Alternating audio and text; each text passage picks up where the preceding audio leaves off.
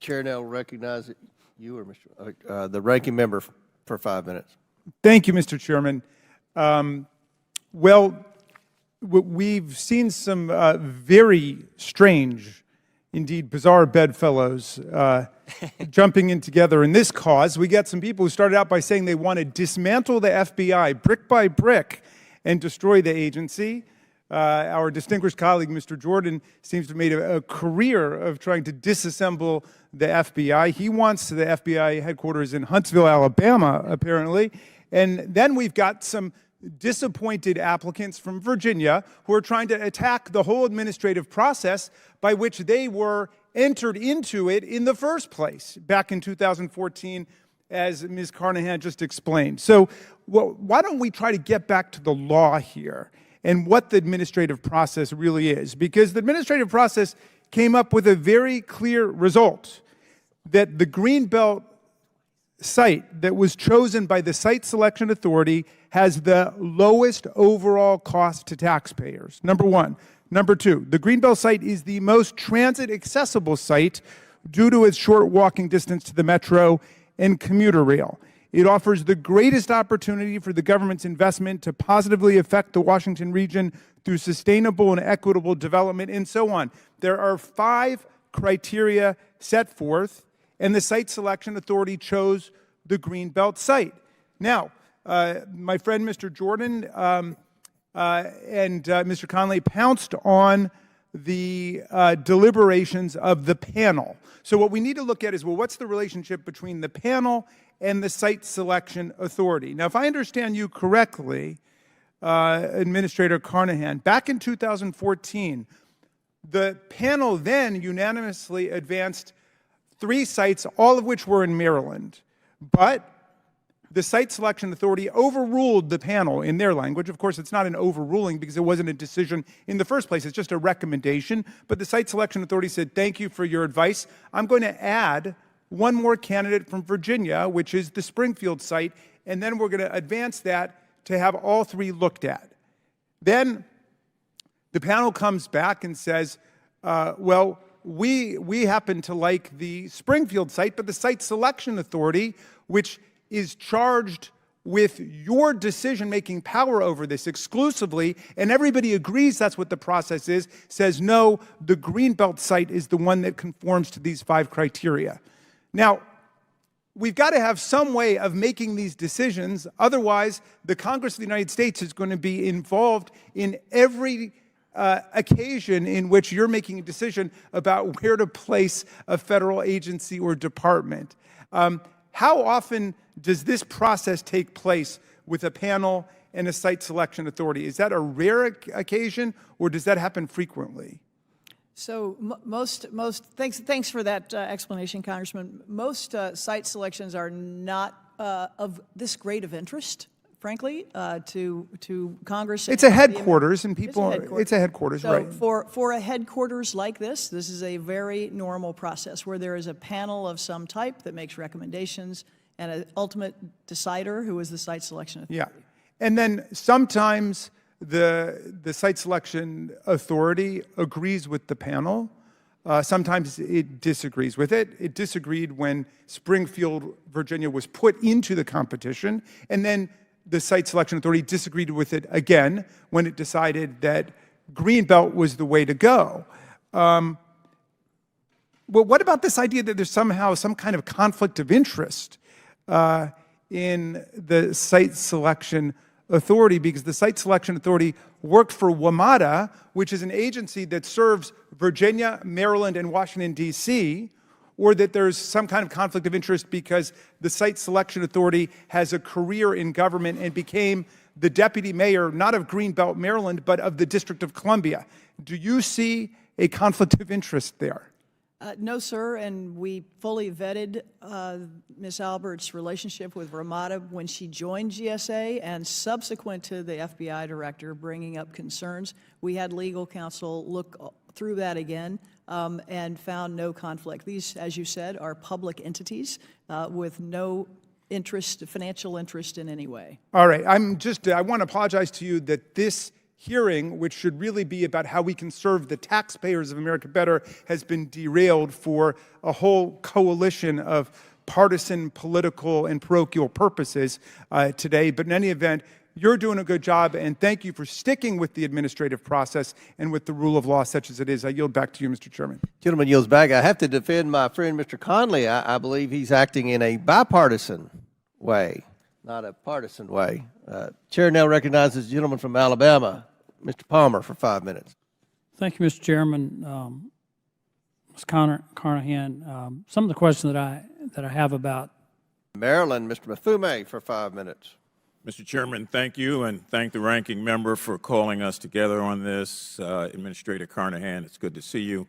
To say the very least, you have a tough job, and a job that oftentimes goes without a lot of thanks. So I want to, at least on behalf of this member of the committee, thank you for the way you have proceeded in leading the GSA and for your willingness to be very transparent and open before this committee and other committees about a lot of things that we are all interested in but don't always understand. I had hoped that we would spend most of the day talking about consolidation of federal properties, the disposal of federal properties, and the occupation rates or the lack thereof, and what kind of cost savings could be gleaned for the American taxpayer. I'm particularly interested and would like to get at another time a detailed sort of orientation about the disposal of lease space and rent space and the plan that you have put together that will save $60 billion over the next 10 years. It's very, very important, and I want to come back to cost in just a moment to make another point. Mr. Chairman, I do want to say something about this matter that has come up a couple of times about relocation. And I'd like to ask unanimous consent that GSA's 40-page decision document be entered into the record of this committee in this hearing. And I would ask also unanimous consent that the support letter and the reasons for the very strong support across the country, particularly by the National Urban League and the National Action Network, also be entered into the record without objection, I hope. Without objection on both items, so ordered. Thank you. A couple of things, Madam Administrator. I want to go back to something that was mentioned earlier that I think bears repeating, and that is that the Virginia location was never a part of the original plan for the relocation, and that this has gone on for 15 years with House and Senate committees working in tandem, Democrats and Republicans, to address the overwhelming need to replace the FBI headquarters and to establish a level playing ground for a competitive bidding process, which we have, and to make sure that we find a way to protect and to support the men and women that are working there. As many of you may not know, there's been a net around the FBI building for a while because of falling debris. There was an employee there just a week or so back that had the ceiling and parts of it fall on their desk while they were working. It is not a digitally friendly building in terms of its conversion to do and be what it has to be to compete and to guard against threats that take place in this country. And without this sort of new emphasis and new opportunity, we risk the chance that we could fall further behind. This is mind-boggling to me, but I would think, if nothing else, we'd have to make sure that this particular agency is empowered to do what it has to do. Now, a couple of quick things about this selection. Madam Administrator, Greenbelt, Maryland is the most accessible of all of the locations. Is that correct? That's what was found by the Site Selection Authority. It's right on a metro line and a transit line, and the site in Springfield was about a half a mile And long. Greenbelt provides, by that same committee, the greatest schedule certainty. Is that correct? Did you know it? That's correct, because it doesn't require relocating existing tenants. And Greenbelt offers the greatest opportunity for the government's investment to positively impact the greater Washington, D.C. area, both on the Maryland side and the Virginia side. Is that correct? Yes, sir. And Greenbelt has the lowest overall costs to taxpayers. The total project was to acquire and to build the building was, I think, at some point estimated to be 26 million. That's gone up over time, but in comparison to the Springfield, Virginia site, it significantly dwarfs it in terms of cost savings. Is that correct? Yes, sir. Is it correct that the Senate has set aside over $300 million for this project, that money is already there through appropriations? There is some money that's already been appropriated. Yeah, I think it's 375, but we'll get it accurate. And is it true that the aggregate savings by having this building built and located where you have and your committee has decided saves $1 billion to the American taxpayers? Is that correct? I'm not sure where that number comes from, but we did determine it was the lowest cost for taxpayers. And I will share with you and the committee where how that number was derived, but it is a significant cost.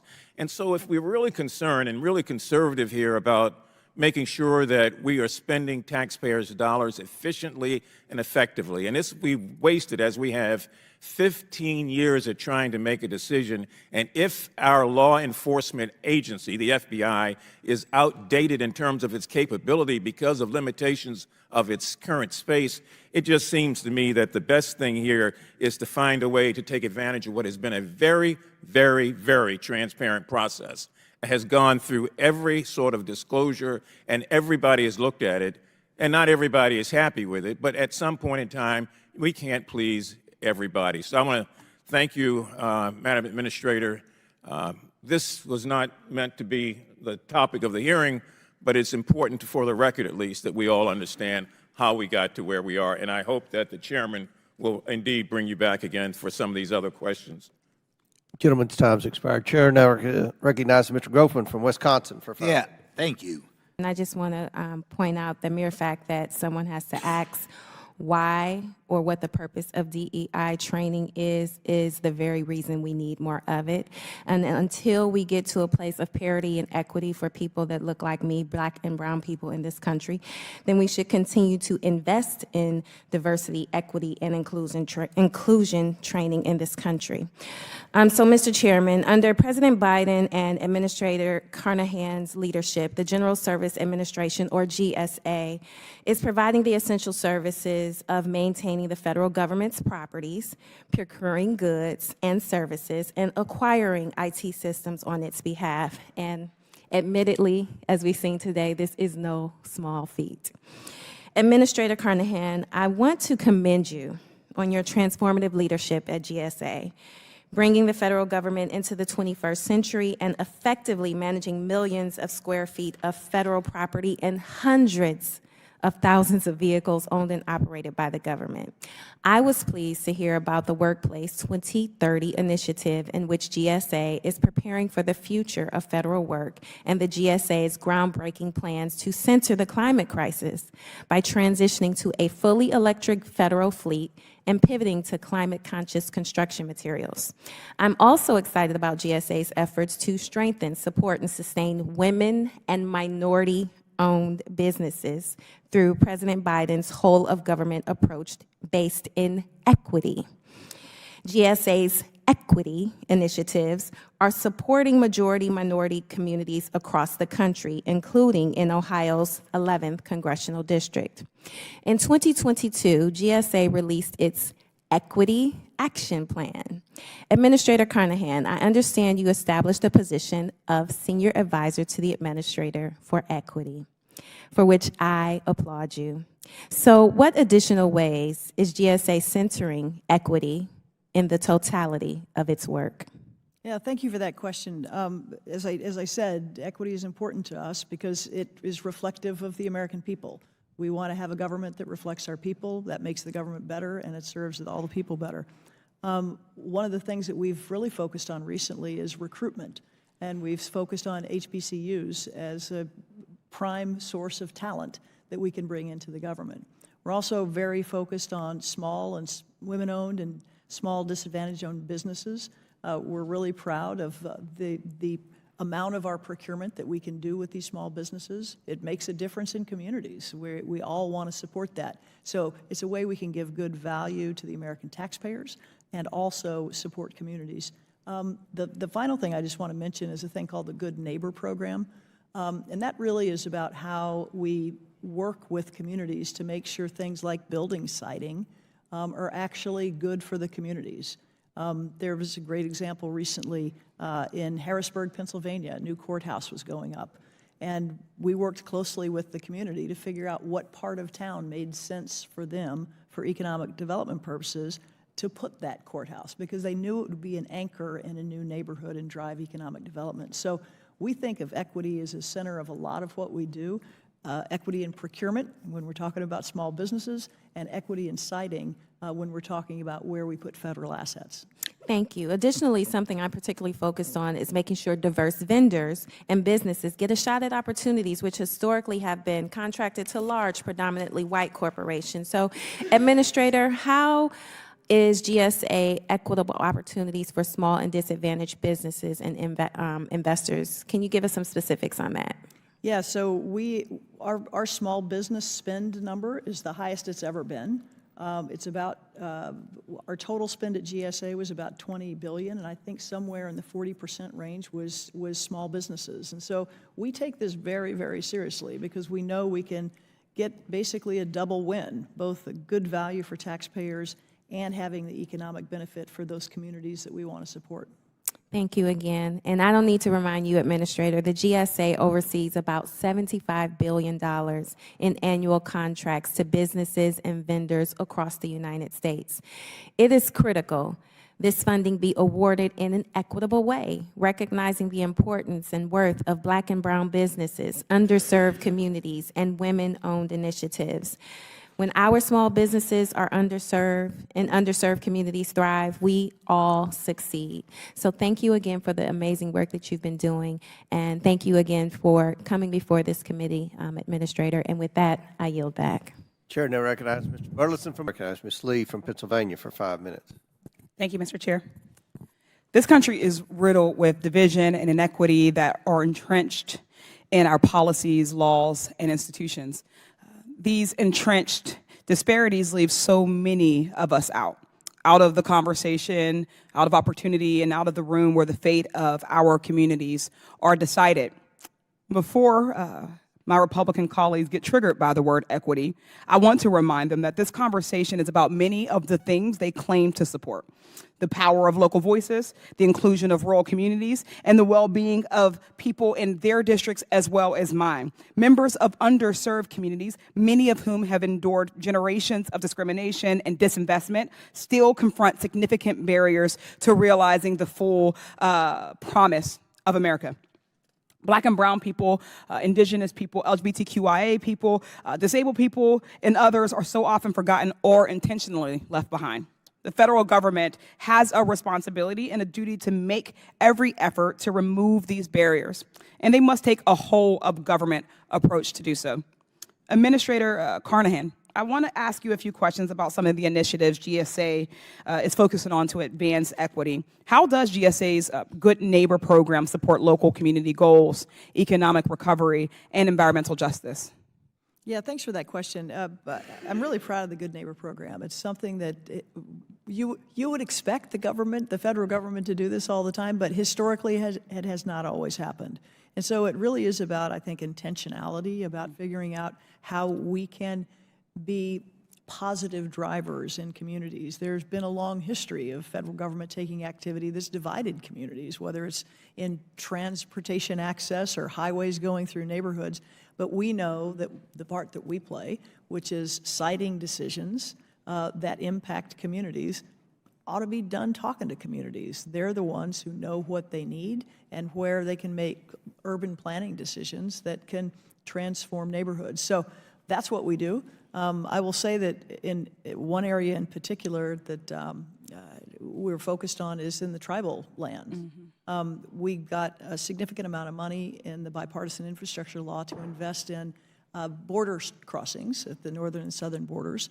Some of that goes through tribal lands. And so to make sure that we are dealing with those nation-to-nation relationships in ways that are appropriate, but also get good value for taxpayers. Thank you so much. And so GSA expanded this program significantly in 2022, correct? Yes. Awesome.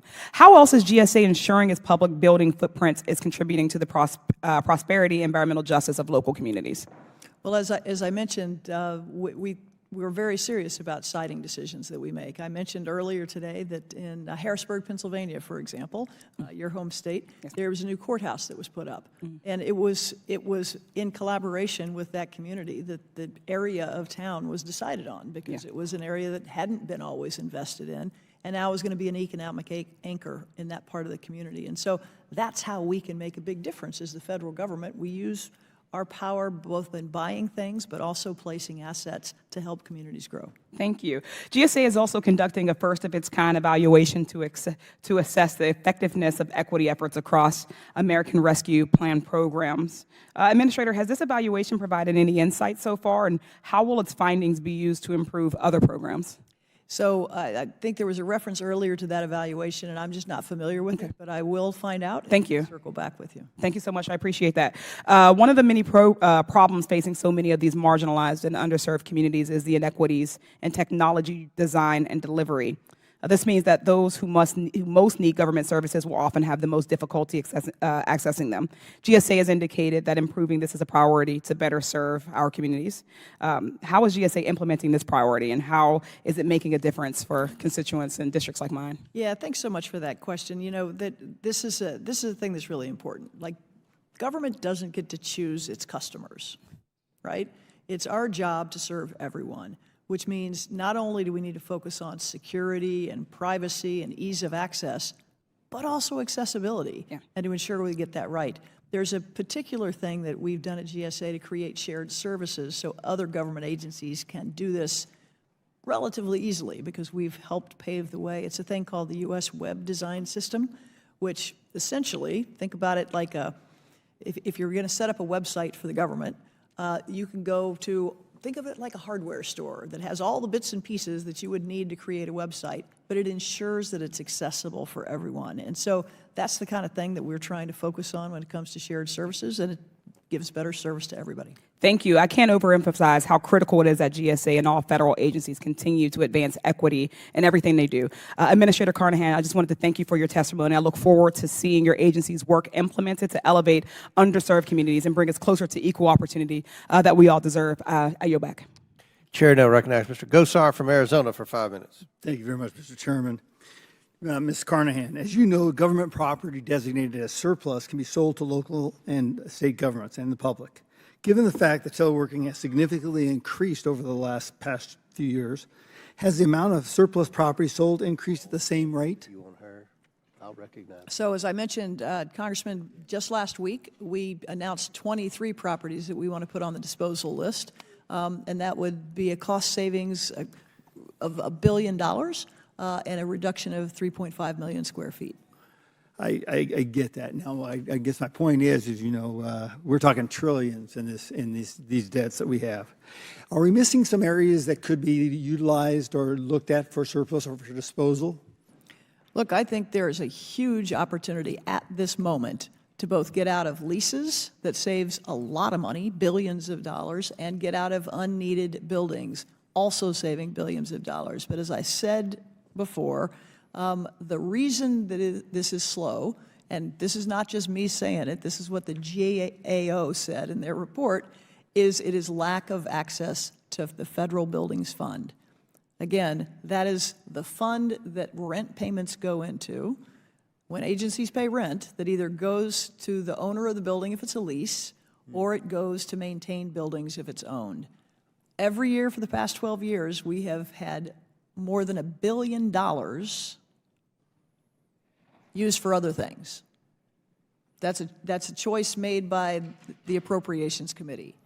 So as a result, we have backlog. As a result, we're unable to move people into new space. And so the one secret thing that we could do, the secret bullet to fix this, is to have certainty around the Federal Buildings Fund, and we will absolutely be able to accelerate these disposals and save more money.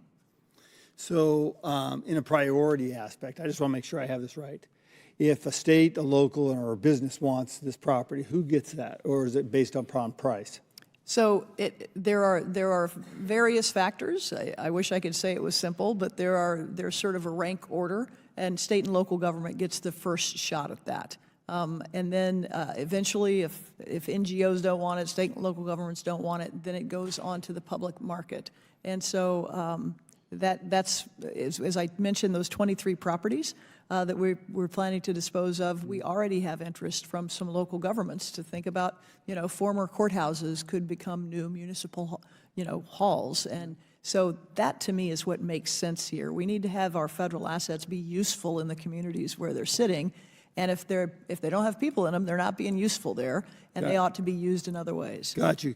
Could they also be looked at from different groups like veterans? How do veterans play in these? Well, certainly, if the VA needs some of these buildings, we could talk to them about reusing it. That wouldn't be a disposal. That would be a Right. transfer to a different agency. Gotcha. Now, the GSA's arm, called the Technology Transformation Service, manages Made in America Office, which seeks to enforce federal law requiring agencies to buy American. Agencies can seek waivers to buy foreign products. What percentage of federal acquisitions are American-made? As we sit here today, I don't know that number, but I will ask my team to find out and circle back with you, sir. Okay, how many waivers allowing the agencies to buy foreign-made projects have been granted under the Biden administration? Same answer. I don't have that as I sit here, but we can find it. Okay, and what trends do the agencies buying American products look like? For our agencies buying more American-made products under the current administration or less? Well, it's a very high priority for the president and the whole administration to use our federal buying power to support American jobs and American industry. So, again, I will get back to you with the numbers, but just know it's a priority. Okay. Now, I mean, you talked about, like, for example, the electric cars. So, I have Arizona and I have Yuma. So the been to Yuma MCS. recently, yeah. And so they can't have electric vehicles because it gets too hot. They don't work. So does that play into your decision as well? So again, as I mentioned to Congressman Burleson, we don't make the ultimate decision about what the mission needs are. That will depend on location. It will depend on what the job is and what they need it for. We just help people buy things at good prices. So that's our part of the job. So it's up to the agencies to decide whether it makes any sense for them. So they would go through the Department of Defense. Department of Defense would come to you. Is that the way it would go?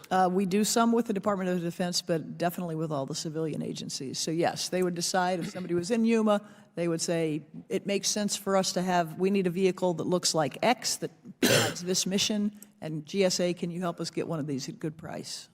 So you would definitely supersede, like, if it was all electric cars, you could definitely supersede that with another different type of car, right? Again, it's the agency that decides what they need, and then they come to us and say, we need a conventional fuel vehicle, we need an electric vehicle, and then we help them procure that and get that. So once again, last question. They have to get a waiver from the Department of Defense for that, right? I'm not sure what the Department of Defense's rules figure are it out. about this. Thank you. I yield back. Would you yield your remaining seconds to Mr. Groffman for one last question he I'll had? yield to Mr. Just a quick question. I know you said that you're trying to get contracts to disadvantage people. Would that include, how do you determine disadvantage? Is that a racial thing? Is that an economic thing? What is disadvantage? Well, so I'm sure you're familiar with this SBA, and it has 8A classifications and other things. So we, as a government as a whole, has definitions about different categories of businesses. Okay, I recently toured a business. It kind of offended me. The guy, a person of color, but inherited obviously a wildly high-priced business, and I was told that they were getting benefits because of their ancestry. Is that possible? Is that going on out there? And gentlemen, time's expired, but please. Yeah, I'm not sure what you're referring to, but I know that the SBA sets up a lot of the rules around 8A businesses. I'll be back. Gentleman yields back. Chair now recognizes Mr. Goldman. Thank you, Mr. Chairman.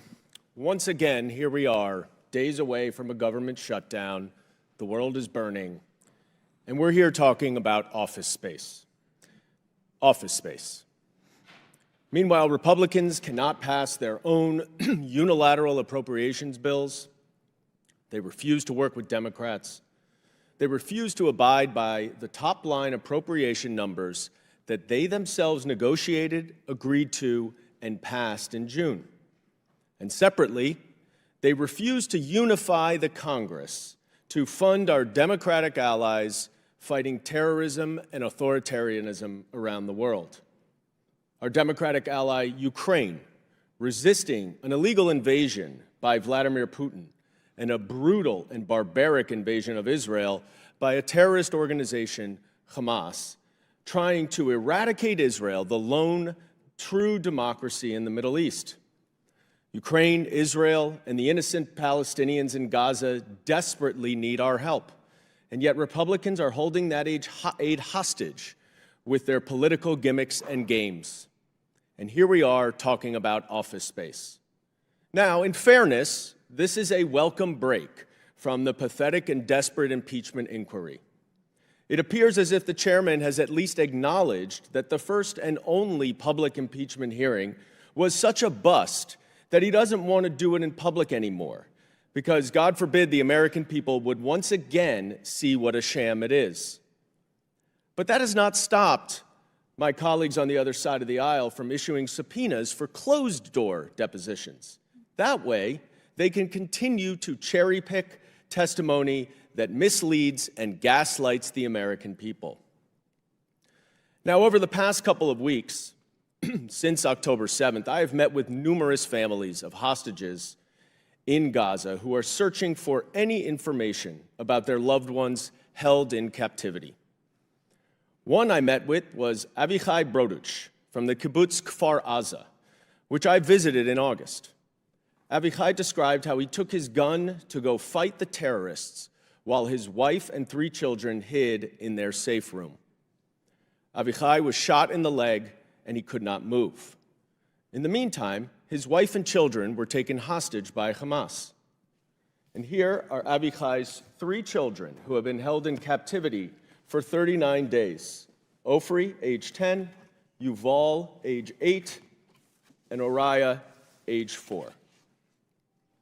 Now, inside a neighboring home belonging to American Israelis Smadar and Rohi Adar, Hamas terrorists murdered Smadar in front of 2 of their 3 children, ages 10 and 6, who she had placed in a closet to hide and ultimately to save their lives. Rohi was outside with his 3-year-old daughter Abigail when he was shot and killed right in front of his baby girl. This is Abigail. Now, Abigail somehow got away and ran to Avichai's home, where she was also kidnapped with Avichai's wife and 3 children, and they all remain in captivity, at least we hope. Now, I've had the opportunity to meet a couple of times over the past few weeks with Elizabeth Naftali, Smadar's aunt and Abigail's great-aunt. She is absolutely devastated with grief, fear, and worry about her little niece Abigail. She barely sleeps, has difficulty eating, and is frequently overcome with grief that she cannot even get out of bed. So what did the committee Republicans do last week with Ms. Naftali? They did not reach out to her to see how Congress could be of assistance to her as she grieves and waits for information about Abigail. No. Instead, the majority subpoenaed her. That's right. The chairman used the awesome power and authority of the United States Congress to target Ms. Naftali as part of his fishing expedition against Hunter Biden, allegedly because Ms. Naftali may have bought some art. Look, we know that our colleagues across the aisle are desperate to find some actual evidence of wrongdoing to justify their failed impeachment inquiry.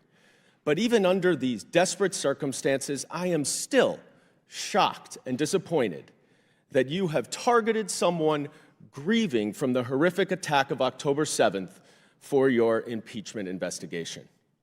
Mr. Chairman, this subpoena is beneath the Congress of the United States. And I ask you here and now, will you agree to immediately withdraw the subpoena to Ms. Naftali until a later date when she is not in such emotional distress and can properly focus on this matter? And I yield to you to answer the question. Gentleman's time's expired, but I will answer the question. We have spoken with her attorney and asked what would be best for her schedule. As you know, we're trying to get as many of these completed before the end of the year as possible, but they gave us a date in mid to late January. her attorney, and we said that would be fine. So we are catering to her schedule. We will continue this impeachment inquiry. As you know, there's overwhelming evidence that the American people are concerned as to what the Biden family did to receive millions and millions of dollars from our enemies around the world. And we will continue to provide answers to the American people, just as we have done over the past 6 months. Will the chairman yield for 1 No, second, your please? time has expired. Chair now I just want recognizes to clarify Mr. that you said, as you know. I do not know that, nor do I agree with it. Chair now recognizes Mr. Perry for 5 minutes. I thank the chairman.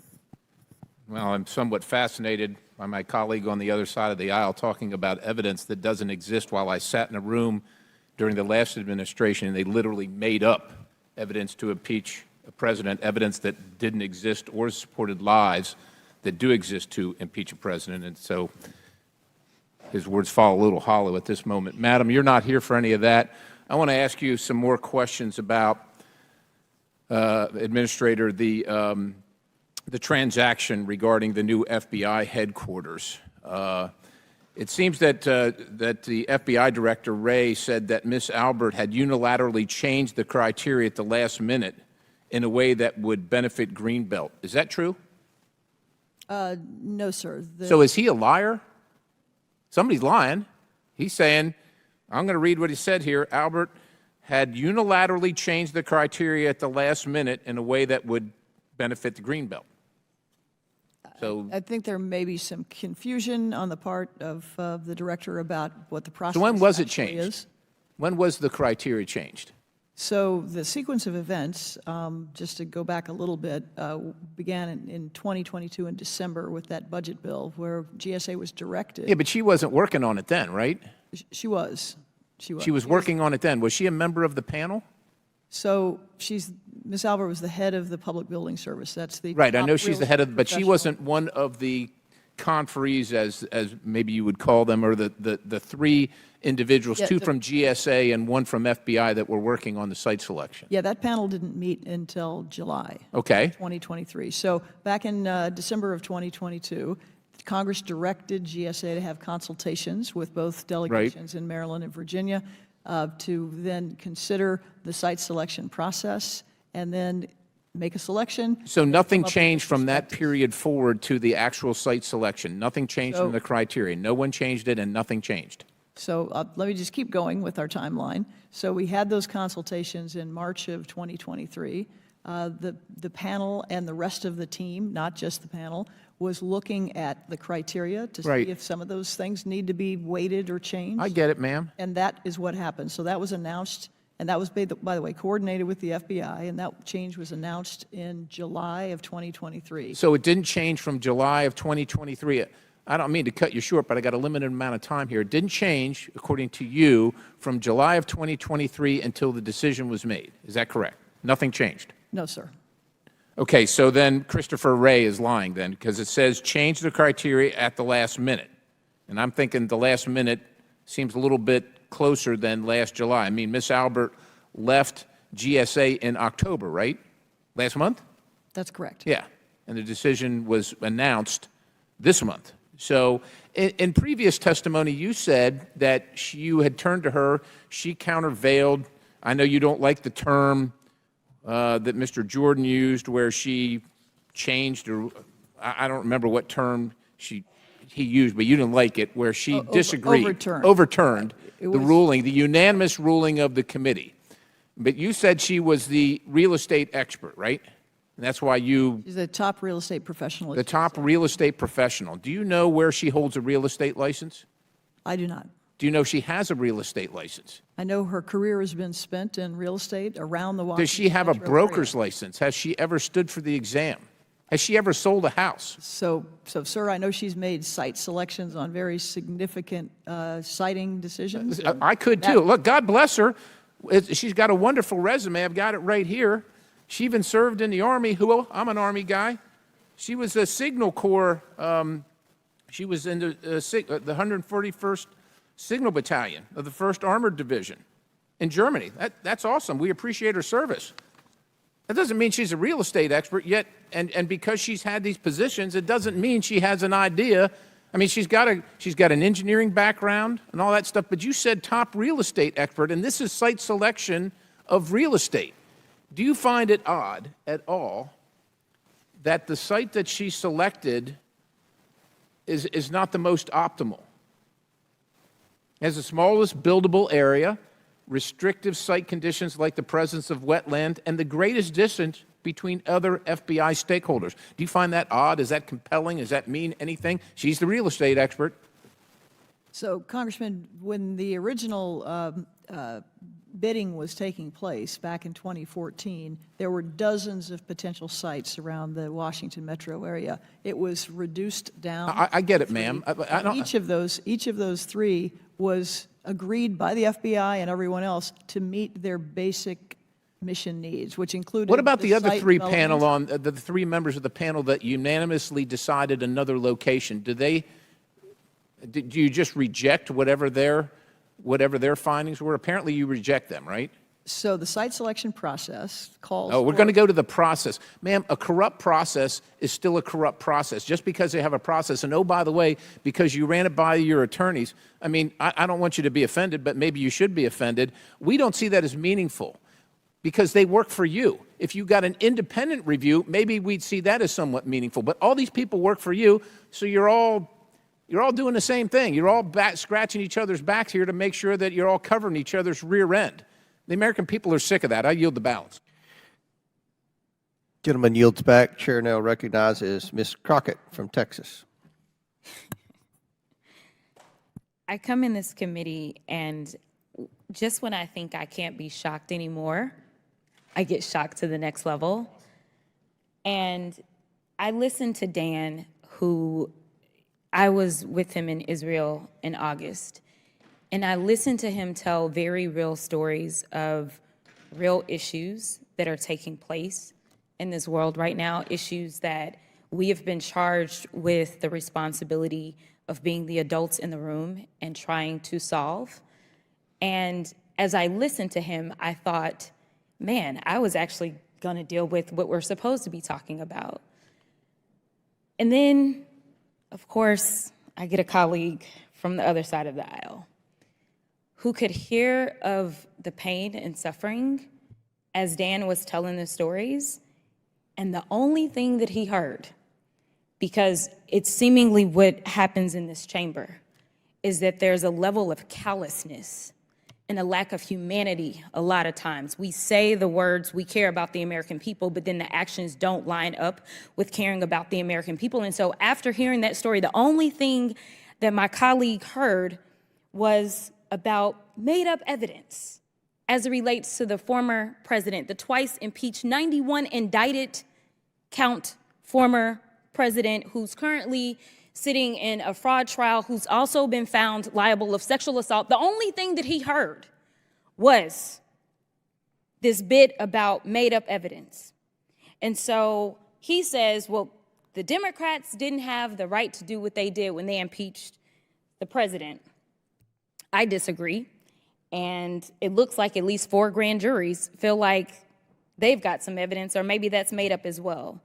Or maybe once the convictions come down, which there will be a conviction in some territory, I say that with all confidence as someone who was practicing law for 17 years. I'm sure they will say that that was made up. I'm sure that they don't believe the co-defendants that have come out and pled guilty as it relates to the charges in Georgia, and I'm sure they think that that's made up. Just like they said that January 6th was made up after they ran for their lives, and I'm sure that they believe that the convictions that came out of January 6th, those were made up too. But let me tell you what's not made up as they live in their fairy tale world. What's not made up is that the government has a looming shutdown in 3 days, and they decided to drag you in and talk about the job that you're not doing.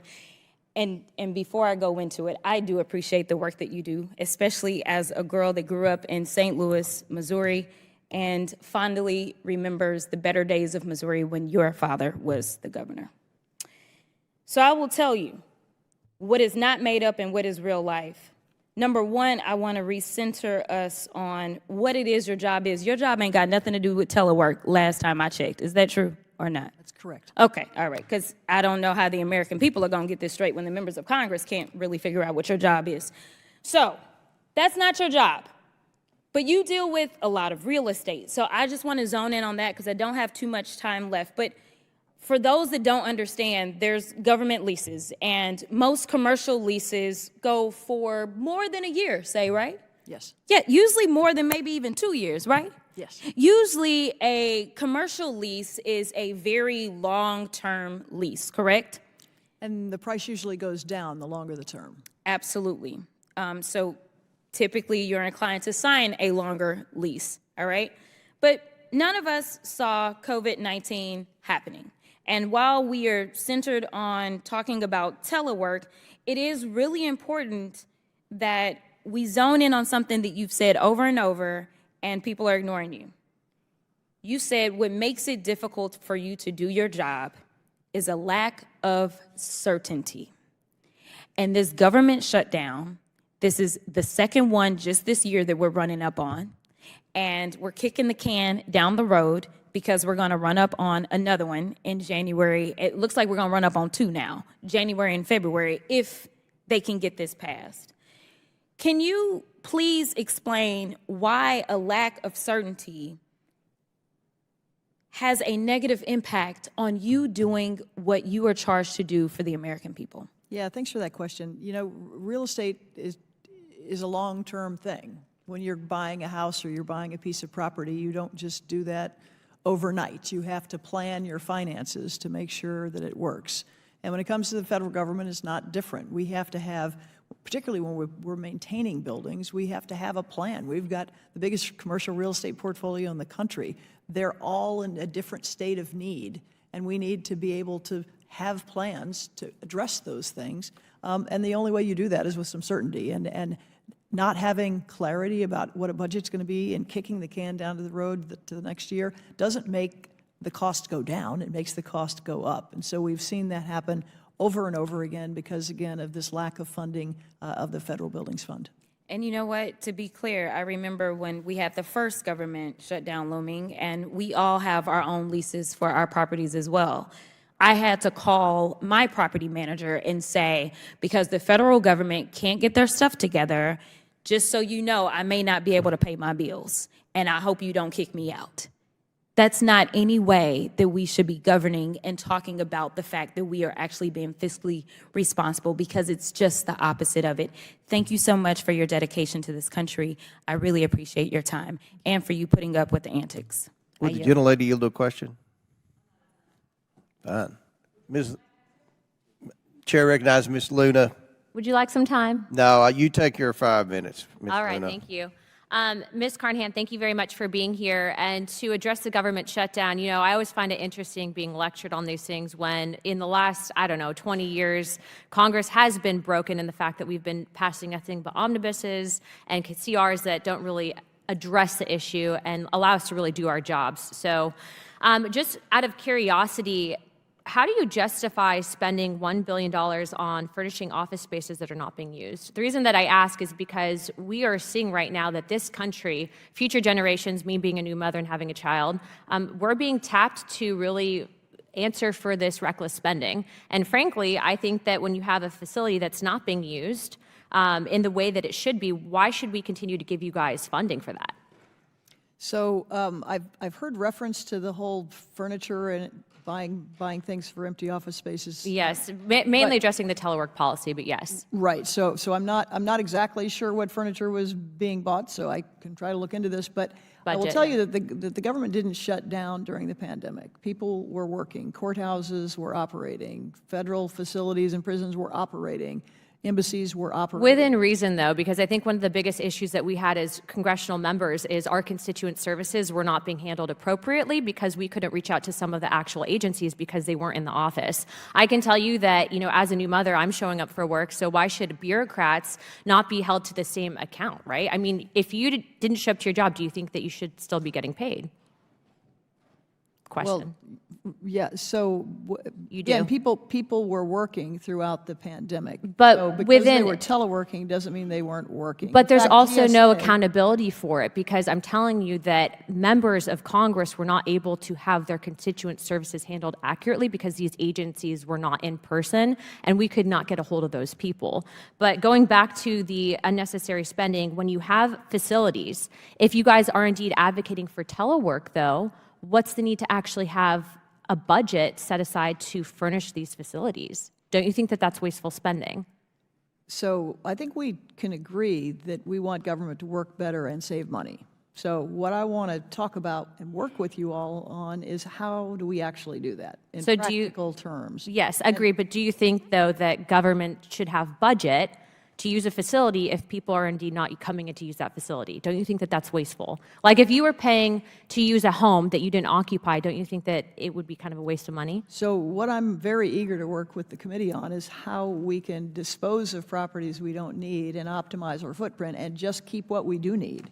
I Those completely agree. fully occupied. So I completely agree, and I hope that we can work with you on that, which brings me to my next question. Recently, my colleague, Representative Gates, brought forward an amendment to a bill that would essentially kill any funding for the FBI in a new headquarters building. I think one of the biggest and craziest excuses I heard for them needing a facility, even though I think that right now the FBI is being weaponized, is that they had a mouse problem. But I'd like to share with the American public that here in Congress, we also have a mouse problem in our House. And so I think that that's probably, what's good for the goose is good for the gander. And I think if we're not getting new facilities, they surely don't need one. But going back to what you were saying, do you really think the FBI needs a new facility? I mean, in all seriousness. So I have had a tour of the FBI building, and Congresswoman, I will tell you, it is falling apart. Do you think that there are nets that prevent people from being hit by concrete on the sidewalk outside? There are staff inside the FBI building that are at risk because the building is crumbling. So I do think the FBI needs a new headquarters. But do you think that it needs to necessarily be in Washington? I mean, maybe we could just do Americans a favor and downsize the FBI altogether, and then we don't have to worry about that. Or maybe telework. I mean, it seems that the rest of the federal government wants to just phone in. The FBI, taps phones, though, so it's a little bit different.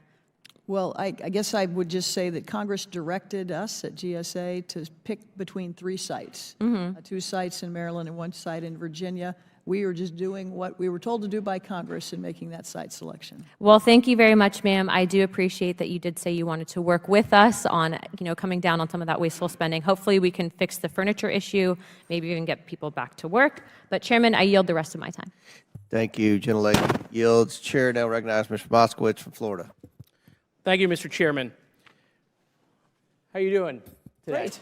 That's Thank good. you. My Republican colleagues are so concerned about budgets. Meanwhile, they can't keep the government open without Democrats, right? They're so concerned about all of these things, but look what they've done the last, 11 months in power, just utter and complete chaos. And the one thing they want to talk to you about today is this FBI building.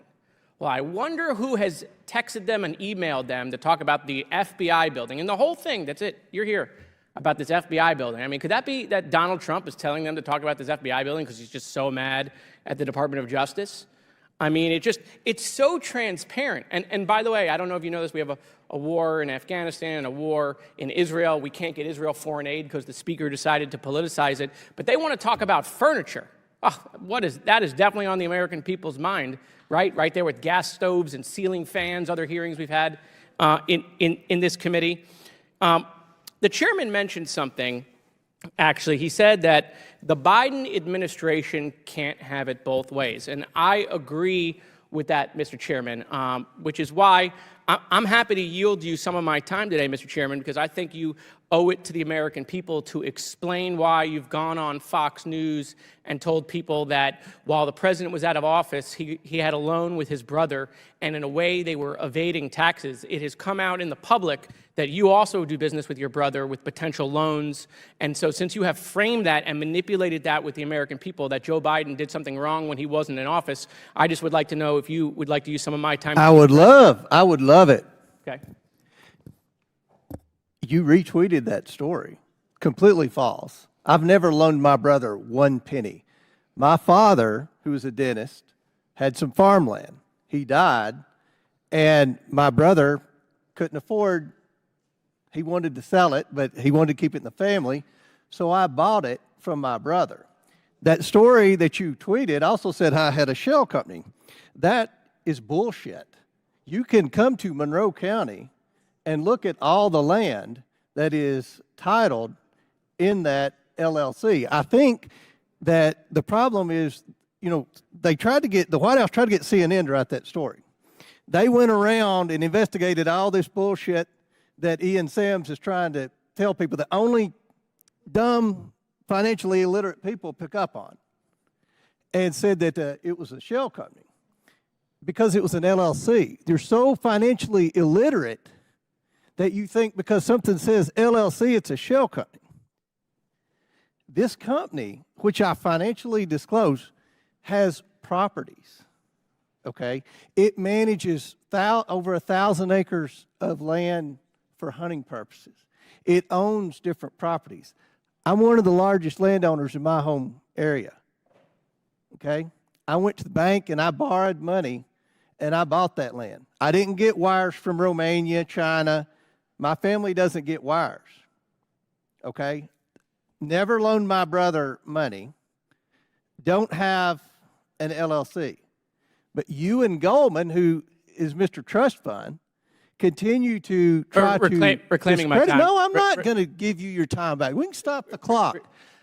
You all continue to, you look like a Smurf here just going around and all this stuff. Now listen. Mr. Chairman, I'm going to tell you something. Hold on. If we're not on time, we spew can disinformation. You have gone on TV and said the president did something illegal. You're doing stuff with your brother. The American people have the same questions. Why should they believe you? Why should they believe you? Why should they believe you? There's a different rule for the president. There's a different rule for you. Why should they believe what you're saying, Mr. Chairman? Why? You go on Fox News and say loans and deals are a way to evade taxes. We don't know that's what you're doing or not. We don't know. We have no idea. We're supposed to take your word for it. But when the president says something, you've already been proven a liar, Mr. Moskowitz. What's that? You've already been proven a liar. Who's proven me a liar? You? Yes. Your word means nothing, Mr. Chairman. Go to my hometown. There's a camera crew there today, an opposition research crew there today. Mr. Chairman, this seems to have gotten under your skin. I'll pay for your ticket. I think the American people have lots of questions, Mr. Chairman, and perhaps you should sit maybe for a deposition. I will be happy. I will sit with Hunter Biden and Jim Biden, and we can go over our LLCs. That'll be great. I'll make sure the ranking member is happy that you'll sit at a table. Mr. Chairman, I make a point of order that we should return to regular order for the benefit of the other members. The ranking member makes a good point. I'll reclaim my time, Mr. Chairman. I'll wrap it up quickly. All I'm saying, Mr. Chairman, is you may have done nothing wrong. No, but you tweeted that I did. I'm reclaiming my time, Mr. Chairman.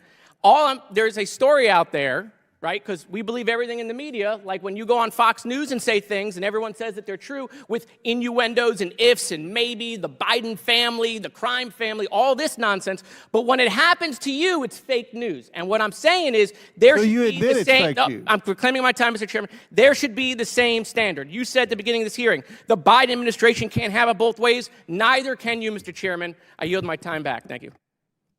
Chair now recognizes Ms. Tlaib. Thank you so much. Administrator, I actually have questions for you.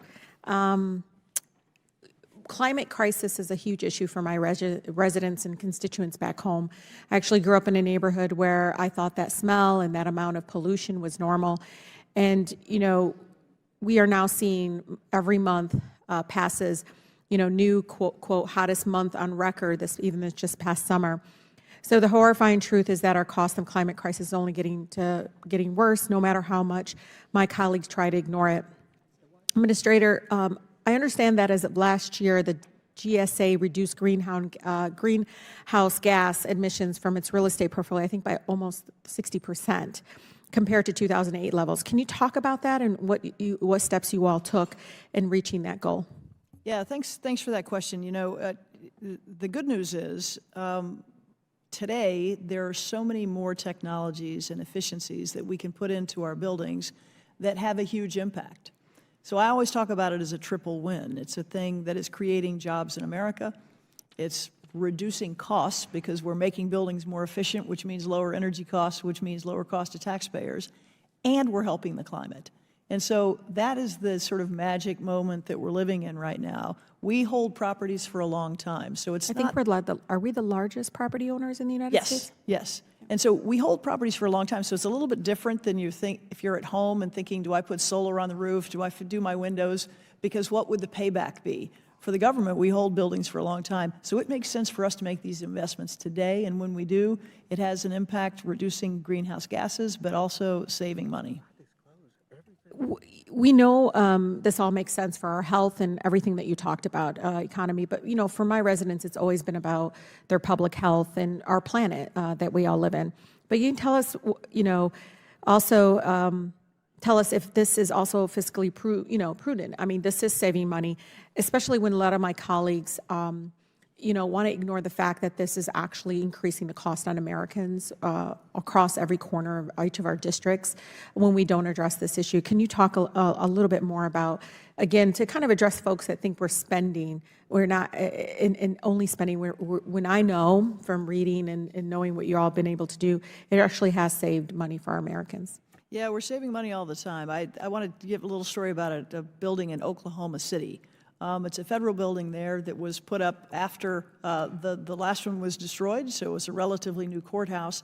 But we did a deep energy retrofit there, and when we did, it reduced consumption by 40%. We put solar on the roof, and that meant the whole building could be run by solar. We put big batteries in, and that meant that the grid, Oklahoma Gas and Electric, can actually tap into that battery source. So we cut costs by half and made the grid more resilient. That's what being a good neighbor is about and what we can do with these federal facilities. Yeah, and according to analysis I read, as ICF Climate Center says, fleet electrification, for instance, could save the federal government about $6 billion over the next 15 years, surpassing additional $4.6 billion it would cost to actually purchase those vehicles. So it is really important. Briefly, what are some of the other ways GSA is combating the climate crisis that you didn't talk about? I love the Oklahoma model, but anything else that you all might be doing? Yeah, just last week we announced that we were investing about $2 billion across the country in 150 projects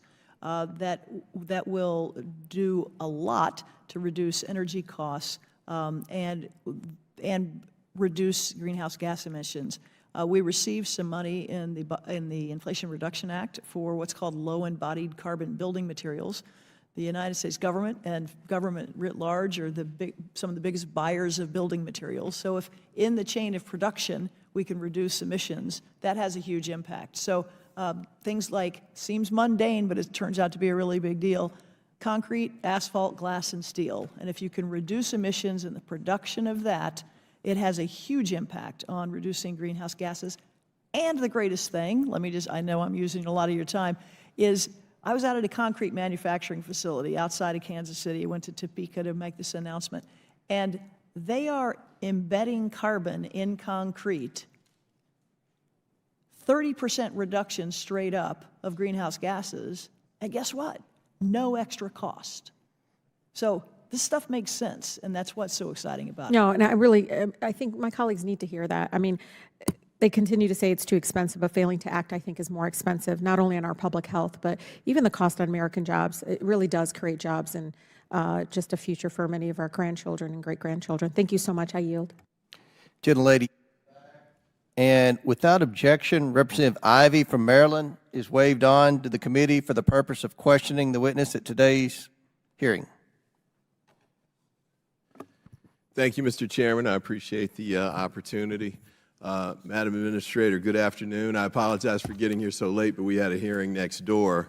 But I did want to come by because it turned out apparently the site selection for the FBI headquarters became an issue here at the hearing, and I wanted to have a chance to ask you a few questions. There's been quite a bit of public discussion about it, but part of it centered around the FBI director sending a letter that raised questions about the selection process at the 11th hour, and also essentially accused a public servant of being engaged in a conflict of interest. I wanted to get your thoughts on that and your reaction to it. Well, thanks. We have talked about that quite a bit today, and I am proud of the work that our team did on that. It was inevitable that someone was going to be disappointed between two states that were working very hard to land this facility. What I have said from the beginning is that what was most important to me is that we have a fair and transparent process for making this decision, that everybody can see how it was made, the rationale behind it, and to decide on their own whether they think it was a legitimate decision. We put hundreds of documents online, including the Site Selection Authority's final decision, and I just encourage everybody to take a look at it. It's a 40-page document. It's well-reasoned. It followed our process, and I'm fully confident that in the decision they made, and now it's our job to build a facility that is worthy of the FBI. And just to ask you specifically about the conflict of interest allegation, what's your view on that? Do you believe there was a conflict of interest, or did the agency take steps, did the administration take steps to make sure that was not the case? Yeah, no, sir. There was no conflict of interest.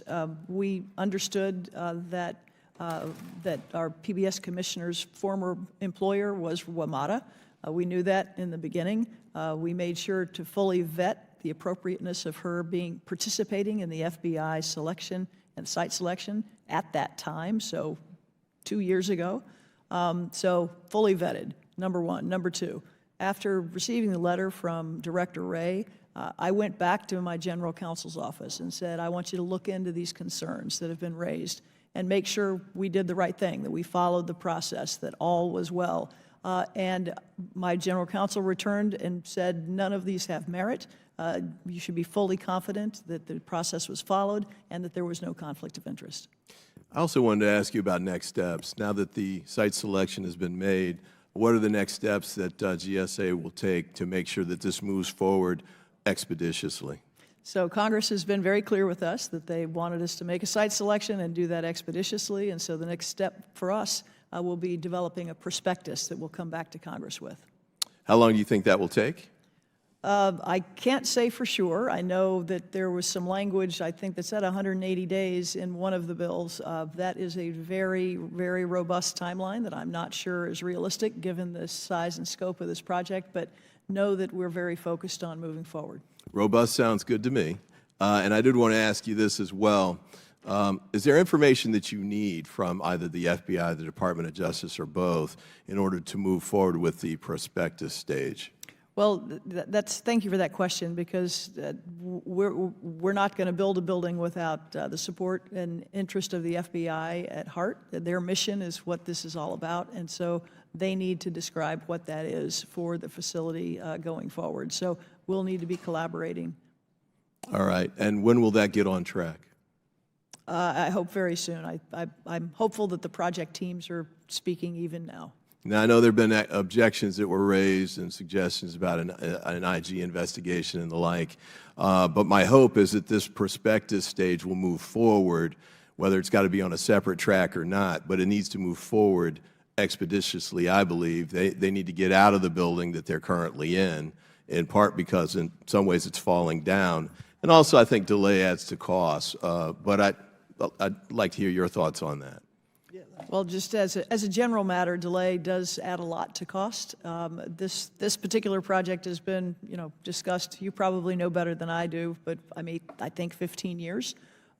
So there is a mission need for the FBI to have a new facility to be able to really deliver the security and the work that they do for the American people. So we have that very clear in our focus. All right. And your expectation is you'll be able to work with the FBI and the Department of Justice, well, frankly, immediately, I guess, in beginning that process? I am hopeful, but again, this is not a thing that I'm involved in every day, but the project teams, I am hopeful, can move things ahead. Thank you, Mr. Chairman. I appreciate the opportunity, and I yield back. The gentleman yields back. Chair now recognizes Mr. Sessions from Texas for 5 minutes. Administrator Carnahan, welcome. I know you've been here for a good bit of the day, and thank you very much. Administrator, login.gov was built by 18F. Now I will yield to the ranking member for her closing statement. Thank you, Mr. Chairman. I want to once again thank Ms. Carnahan for appearing before the committee today, making herself available for the second time. Before we gavel out, it is essential that we highlight the need to fund the federal government, which includes critical funding for GSA. In just a few days, government funding will lapse, and many of the services the federal government provides to our constituents and to this nation will come to a halt. More than 7 million moms and children will lose critical nutrition supplements through WIC, including more than 11,000 people in the District of Columbia alone. More than 1.3 million active duty service members will have to go without pay, including another 11,000 people in the District of Columbia. Let's make sure to do our job and adequately fund this government. Thank you, Mr. Chairman, and I yield back. The gentlelady yields back, and I want to conclude by, again, thanking Ms.